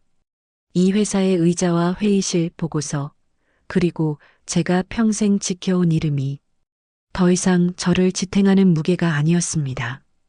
회장님, 문을 두드리는 소리가 들렸습니다. 익숙한 목소리였어요. 수진이 조심스럽게 들어왔습니다. 차를 준비해 드릴까요? 아니, 됐어. 오늘은 내가 직접 운전할게. 직접이요? 그래, 바람 좀 쐬야겠어. 수지는 잠시 제 얼굴을 바라보다가 고개를 숙였습니다. 그럼 목적지만 알려주십시오. 봉안당이야. 그녀의 눈빛이 살짝 흔들렸습니다. 그럼 제가 같이 가도 될까요? 혼자 가고 싶다. 수지는 잠시 멈췄다가 고개를 끄덕였습니다. 네, 알겠습니다. 다녀오세요. 회장실 문을 닫는 순간 묘한 해방감이 밀려왔습니다. 지금까지는 한 걸음도 허락되지 않았던 문턱을 넘어서는 기분이었어요. 엘리베이터 거울에 비친 제 얼굴을 보았습니다. 그동안 줄곧 싸워온 남자의 얼굴이 아니라 조금은 피로하고 조금은 자유로워 보이는 얼굴이었습니다. 지하 주차장에 내려 차 문을 열었습니다. 엔진 소리가 낮게 깔렸고 공기가 조금 달라졌습니다. 운전대를 잡은 손에 힘이 들어갔지만 마음은 이상하게 가벼웠어요. 도심을 빠져나오자 차창 밖으로 녹색이 눈에 들어왔습니다. 은행나무들이 가지마다 새 잎을 달고 있었고 햇살이 그 사이로 스며들며 반짝거렸습니다. 라디오를 켰습니다. 낯선 남자의 목소리가 흘러나왔어요. 이제 막 피어난 잎사귀를 보면 생각합니다. 겨울이 아무리 길어도 봄은 반드시 돌아온다는 걸요. 그 한 문장이 마음에 남았습니다. 저는 미소를 지으며 창문을 살짝 더 내렸습니다. 따뜻한 바람이 볼을 스쳤습니다. 그 바람 속에 아들의 웃음이 섞여 있는 듯 했어요. 도로가 점점 한적해졌습니다. 하늘은 맑았고 구름은 느리게 흘렀습니다. 이 길은 오래전 아들과 함께 달렸던 길이었습니다. 그때 아들은 뒷좌석에서 창밖을 보며 웃고 있었죠. 아버지, 저 구름 보세요. 그 목소리가 귓가에 맴돌았습니다. 그때의 저는 아무 대답도 하지 않았습니다. 그저 핸들을 더 꽉 쥐었을 뿐이에요. 그게 제 방식의 사랑이라고 믿었거든요. 지금 생각해보면 그 침묵이 아이를 더 멀리 밀어냈던 것 같습니다. 아들은 제 그림자 속이 아니라 제 곁에서 숨쉬고 싶어 했는데 저는 그걸 몰랐어요. 아니, 몰랐던 게 아니라 외면한 거겠죠. 앞 유리에 반사된 햇살이 눈을 아프게 했습니다. 하지만 그 따가움이 기분 나쁘지 않았습니다. 아들의 손이 제 어깨 위에 닿았던 것처럼 따뜻했어요. 그 순간 저는 스스로에게 말했습니다. 이제는 과거의 죄가 아니라 남은 빛으로 살아가야 한다고요. 차를 타고 한참을 달렸습니다. 도시의 건물들이 점점 멀어지고 차창 밖으로 낮은 언덕이 보이기 시작했어요. 길가에 들꽃들이 흔들리고 그 사이로 따뜻한 햇살이 흘러내렸습니다. 차 안에는 라디오 음악이 잔잔히 흘러나오고 있었지만 제 머릿속은 고요했습니다. 봉안당 입구에 도착했을 때 저는 한동안 차에서 내리지 않았습니다. 엔진을 끄자 주변이 조용해졌고 새소리만 바람을 타고 들려왔어요.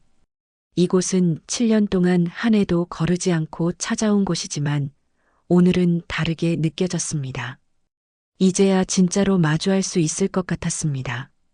차문을 열고 내리자 흙냄새가 바람에 섞여 코끝을 스쳤습니다. 그 냄새가 낯설지 않았습니다. 오히려 오래된 기억을 불러일으키는 냄새였어요. 아들이 어린 시절 비 오는 날 뛰어놀던 뒷마당의 흙냄새와 비슷했습니다. 그때의 웃음소리가 귓가에 울리는 것 같았어요. 봉안당 안으로 들어섰습니다. 유리병 너머로 햇살이 흘러들었고 그 빛이 하얀 벽과 유골함을 부드럽게 감쌌습니다. 정적이 가득했지만 이상하게 따뜻했습니다. 그 공간은 냉기가 아니라 평온으로 가득 차 있었습니다. 왔어. 제 목소리가 낮게 울렸습니다.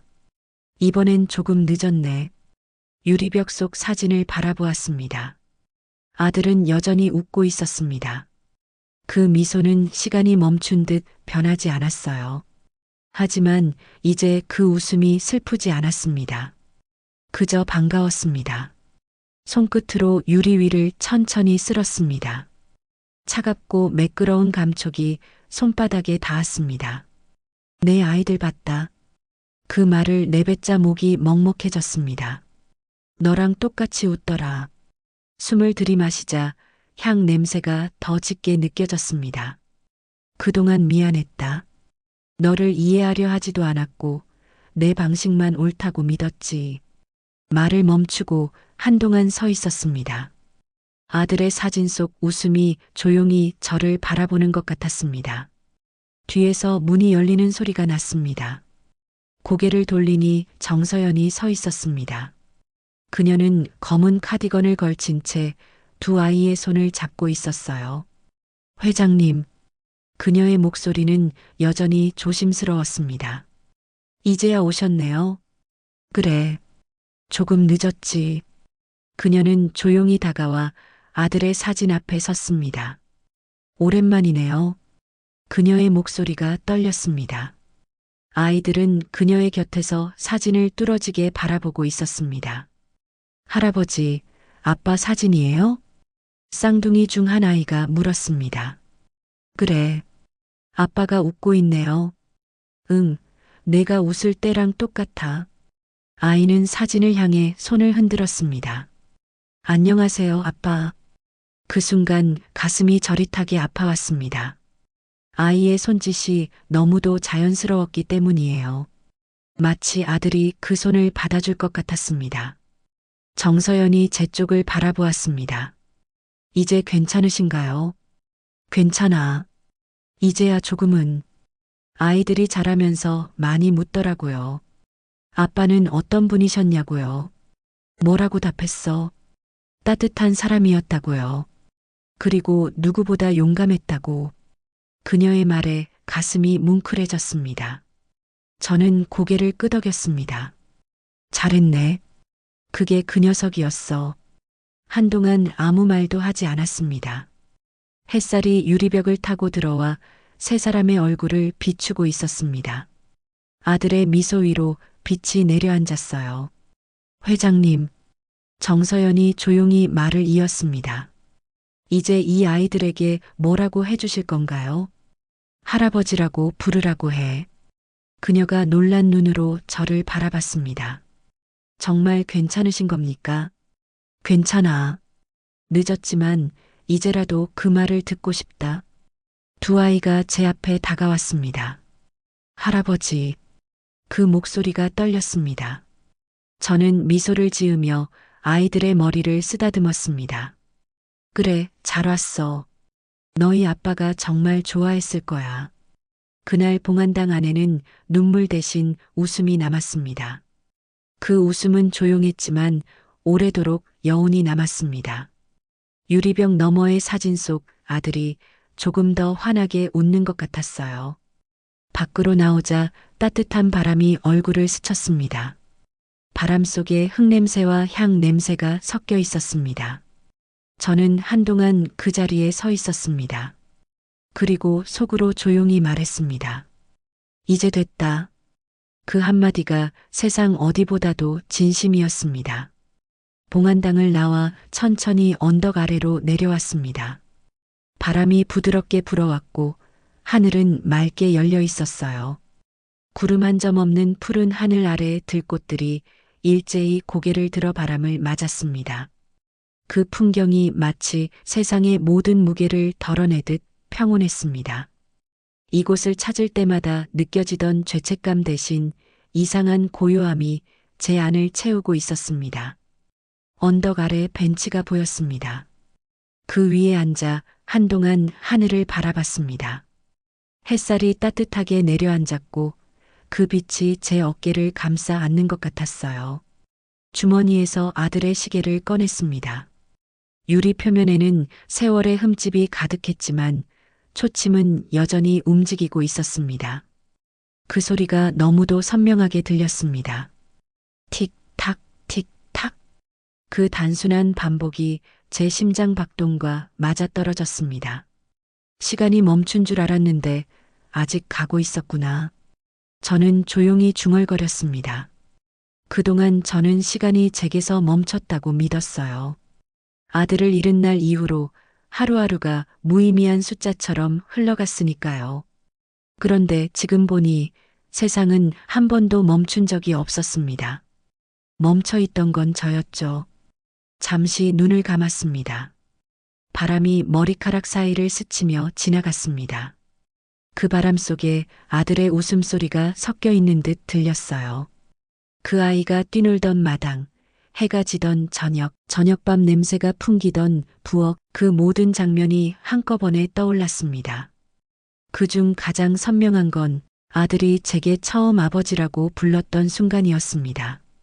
그 한마디가 아직도 가슴 깊은 곳에서 울리고 있었습니다. 눈을 뜨니 하늘이 더 푸르게 보였습니다. 저는 천천히 자리에서 일어나 봉안당 쪽을 바라봤습니다. 유리병 너머 아들의 사진이 햇살에 반짝거리고 있었어요. 이제야 알겠네. 저는 조용히 말했습니다. 사람이 남긴 건 이름도 돈도 아니야. 함께 웃던 기억이 남는 거였구나. 휴대전화가 진동했습니다. 수진이었습니다. 회장님, 어디쯤이십니까? 봉안당 아래야. 오늘 일정은 모두 비워두겠습니다. 아니, 오후 회의는 예정대로 하자. 괜찮으시겠습니까? 괜찮아. 이젠 숨길 게 없으니까. 전화를 끊고 잠시 하늘을 올려다봤습니다. 햇살이 눈부셨지만 눈을 피하지 않았습니다. 그 빛이 그대로 눈에 스며들게 두었습니다. 그때 비로소 깨달았습니다. 그동안의 어둠은 세상이 아니라 제 마음 안에 있었던 거였어요. 차로 돌아가며 길가에 풀잎을 스쳤습니다. 바람이 그 사이를 지나며 작은 소리를 냈습니다. 그 소리가 희미한 노래처럼 들렸어요. 살아라. 마치 누군가 그렇게 속삭이는 것 같았습니다. 그 한마디에 어깨가 가볍게 풀렸습니다. 차 안에 들어서자 라디오가 자동으로 켜졌습니다. 낯선 노래가 흘러나왔습니다. 여성의 부드러운 목소리가 조용히 흘렀어요. 누군가를 이해하기 위해 한참을 돌아온 사람들, 이제 그 손을 놓지 말아요. 그 가사가 마음을 깊이 파고들었습니다. 저는 천천히 시동을 걸었습니다. 앞유리에 비친 제 얼굴은 여전히 낯설었지만 그 낯설 속에는 이상하게 편안함이 있었습니다. 엔진 소리가 부드럽게 울렸습니다. 차를 도로 위에 올리고 천천히 출발했습니다. 창문을 내리니 따뜻한 바람이 얼굴을 스쳤습니다. 도로 옆 풍경이 천천히 지나갔습니다. 들판 위로 햇살이 부서지고 그 위로 새들이 날아올랐습니다. 그 모습이 어쩐지 제 인생 같았습니다. 오랜 세월 동안 땅에 묶여있던 새가 이제야 날아오르는 듯한 느낌이었어요. 이제야 좀 가벼워졌네. 저는 미소를 지으며 중얼거렸습니다. 아들아, 나 이제 내가 있는 세상으로 조금은 다가간 것 같다. 그 말을 하고 나니 가슴이 따뜻해졌습니다. 도로 끝에 이정표가 하나 보였습니다. 서울 방향 72km. 이 길은 다시 일상으로 돌아가는 길이었지만 이제 그 일상은 더 이상 예전의 그것이 아니었습니다. 저는 더 이상 회장이 아니라 누군가의 아버지로, 누군가의 할아버지로 돌아가는 길에 서 있었습니다. 햇살이 점점 짙어졌습니다. 그 빛이 차 안으로 스며들어 제 손등을 비췄습니다. 그 따뜻함이 가슴까지 닿았습니다. 저는 손을 살짝 들어 그 빛을 가리지 않았습니다. 그냥 그대로 두었습니다. 그 빛이 제 삶의 마지막 페이지를 물들이는 것 같았어요. 이제 괜찮습니다. 그 말을 스스로에게 조용히 들려주었습니다. 이제는 두렵지 않아요. 차창 밖으로 흩날리는 꽃잎이 보였습니다. 그 꽃잎들이 바람에 떠다니며 햇살 속으로 사라졌습니다. 그 장면이 너무도 아름다워서 저는 잠시 눈을 감았습니다. 그 순간 제 안의 시간이 완전히 흐르기 시작했습니다. 햇살이 유리창을 타고 거실 바닥까지 깊게 내려앉았습니다. 그 빛은 느리게 움직이며 방 안의 오래된 가구와 벽에 걸린 사진들을 부드럽게 감싸고 있었어요. 창문을 살짝 열자 봄바람이 흙냄새를 품고 들어왔습니다. 바람이 커튼을 밀어 올릴 때마다 그 사이로 들리는 새소리가 마음을 간지렸습니다. 모든 것이 고요했습니다. 이 고요는 예전의 적막함이 아니었어요. 이제는 평화의 다른 이름이었습니다. 테이블 위에는 찻잔 2개가 놓여 있었습니다. 하나는 제 것이었고 다른 하나는 아들이 늘 앉던 자리에 두었습니다. 차에서 올라오는 김이 천천히 퍼져나갔습니다. 그 향이 방 안을 채우며 조용히 마음을 풀어주었습니다. 오늘도 잘 지내지? 그렇게 말하며 찻잔을 살짝 기울였습니다. 이제 내가 없이도 괜찮아졌어. 아들이 떠난 지 오래였지만 이제는 그 빈자리를 슬픔으로 느끼지 않았습니다. 그 자리는 여전히 비어 있었지만 그 빈자리가 저를 완성시키고 있었어요. 마치 음악이 끝난 뒤의 여운처럼 그 침묵 속에서 더 많은 이야기가 피어오르는 것 같았습니다. 창문 너머로 아이들의 웃음소리가 들렸습니다. 쌍둥이였습니다. 정서연이 앞마당에서 2 아이와 함께 놀고 있었습니다. 그녀는 여전히 단정했지만 표정은 훨씬 부드러워졌습니다. 2 아이는 서로를 쫓으며 뛰어다녔고 그 웃음소리가 바람을 타고 제 귀에 닿았습니다. 그 소리만으로도 세상이 조금 더 살아있는 것 같았어요.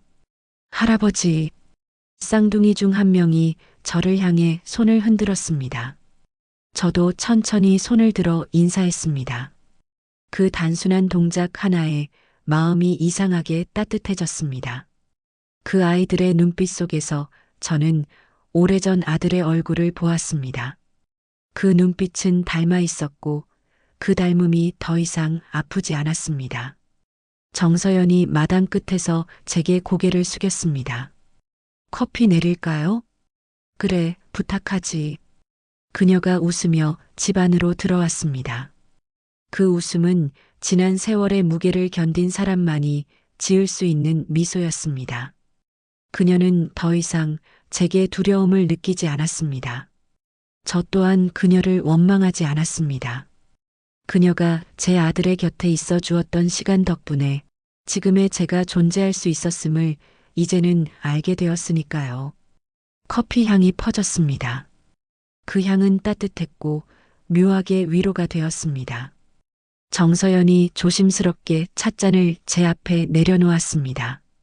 이제 회사는 괜찮으십니까? 괜찮아. 승우가 잘하고 있어. 역시 피는 못 속이나 봅니다. 그래.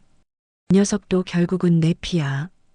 그 말에 우리 둘 다 웃었습니다. 잠시 후 수진이 현관 쪽에서 고개를 내밀었습니다. 회장님, 오후에 이사진이 잠깐 들른다고 합니다. 그래. 그럼 차 한 잔 준비해라. 네. 그녀의 표정에도 더 이상 긴장감이 없었습니다. 이제는 오랜 세월 함께 버텨온 동료처럼 느껴졌습니다. 잠시 후 문이 열리고 승우가 들어왔습니다. 삼촌, 생각보다 한가해 보이시네요. 이제는 그래야지. 그가 웃었습니다. 그 웃음에는 옛날의 경쟁심도 계산도 없었습니다. 그는 제 옆에 앉아 천천히 말을 이었습니다. 가끔은 이렇게 쉬어야 합니다. 그래야 다음을 볼 수 있으니까요. 이제 나는 다음이란 게 없어. 그래도 봐야죠. 삼촌이 만든 세상이 아직은 돌아가고 있으니까. 그 말에 저는 미소를 지었습니다. 예전 같으면 그런 말이 교만하게 들렸겠지만 지금은 이상하게도 고맙게 느껴졌습니다. 시간이란 건 그렇게 사람을 다듬는 것 같아요. 날카로웠던 마음의 모서리가 서서히 닳아 없어지는 과정. 그게 바로 살아간다는 뜻이겠죠. 승우가 잠시 창밖을 바라봤습니다. 아이들이 웃네요. 그래. 그 웃음 하나면 됐지. 그 말에 승우가 고개를 끄덕였습니다. 삼촌, 그런 표정은 처음 봅니다. 그래. 나도 이런 표정이 있는 줄 몰랐어. 그는 웃으며 자리에서 일어섰습니다. 이제 진짜 쉬셔야죠. 이제야 쉴 수 있을 것 같다. 그가 문을 닫고 나가자 방 안이 다시 조용해졌습니다. 정서연이 커튼을 살짝 걷었습니다. 햇살이 더 깊게 스며들었어요. 그 빛이 제 손 위에 머물렀습니다. 저는 천천히 그 빛을 감쌌습니다. 마치 오래전의 기억을 잡는 것처럼요. 이제 괜찮습니다. 그 말이 저절로 나왔습니다. 아무도 듣지 않았지만 그 한마디로 충분했습니다. 세상에 내놓지 못했던 무게가 모두 흩어지는 기분이었어요. 이제는 마음속 어디에도 어둠이 남지 않았습니다. 그 자리를 채운 건 따뜻한 바람과 빛뿐이었습니다. 저는 다시 찻잔을 들었습니다. 차가 조금 식어 있었지만 그 온기가 손끝에 닿는 느낌이 좋았습니다. 한 모금 마시며 창밖을 바라봤습니다. 아이들이 마당을 돌며 서로를 쫓고 있었습니다. 햇살이 그들 머리 위로 쏟아지고 있었어요. 그 빛 속에서 저는 오랜만에 정말 깊은 숨을 내쉴 수 있었습니다. 그래, 이제 됐다. 그 말이 제 안에서 천천히 흘러나왔습니다. 이제야 삶이 제 자리를 찾은 듯 했습니다. 잃은 것이 아니라 남은 것들을 지키는 일. 그게 제 마지막 몫이었습니다. 해가 서쪽으로 기울기 시작했습니다. 그 빛이 방 안을 주홍색으로 물들이고 있었습니다. 저는 그 빛을 따라 시선을 옮겼습니다. 그리고 조용히 중얼거렸습니다. 잘 지냈다, 아들아. 그 말과 함께 눈을 감았습니다. 머릿속이 고요했습니다.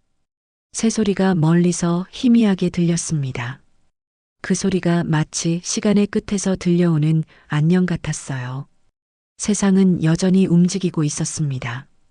하지만 그 속에서 저는 비로소 멈추지 않고 있었습니다. 이제야 알겠습니다. 누군가를 용서한다는 건 결국 자기 자신을 구원하는 일이라는 거요. 그리고 그 구원은 아주 조용히, 아주 천천히 찾아온다는 것도요. 햇살이 점점 희미해졌습니다. 하늘이 붉게 물들었습니다. 그 빛 속에서 저는 조용히 웃었습니다. 이제 괜찮습니다. 그 말이 오늘 하루의 마지막 문장이 되었습니다. 오늘의 이야기는 여기까지입니다. 오늘의 이야기에 대한 소감을 간단하게 남겨주세요. 감사합니다.